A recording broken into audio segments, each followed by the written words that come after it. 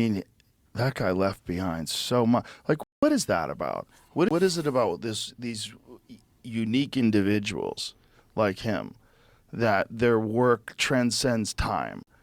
And that's life eternal. That ability to transcend time. Yes. Yeah. Thousands of years later. Well, people so will be what looking at happens in those. the Abrahamic story, because it's relevant to your question, God offers Abraham the opportunity to be the father of nations. Okay, so imagine this as a father. So we use father as a generic word, right? Everybody has a father. So there's a generic aspect to it. There's a role that you play if you're a father. And then you could imagine there's a role you could play as a good father. And if you're a good father, you're radically encouraging.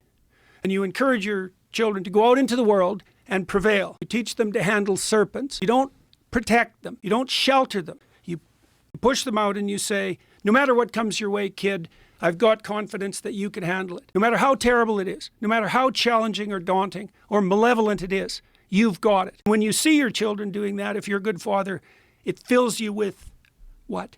It fills you with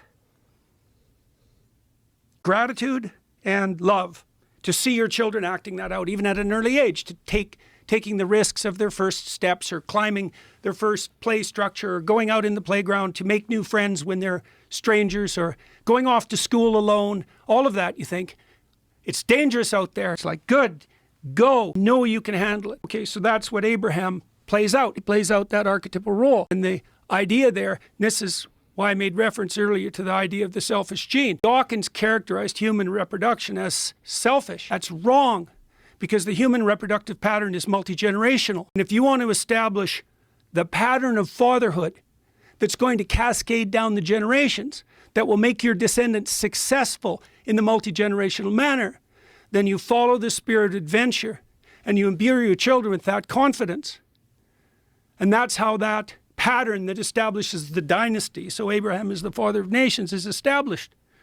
So human reproduction is way more complex than just sex. Far more complex.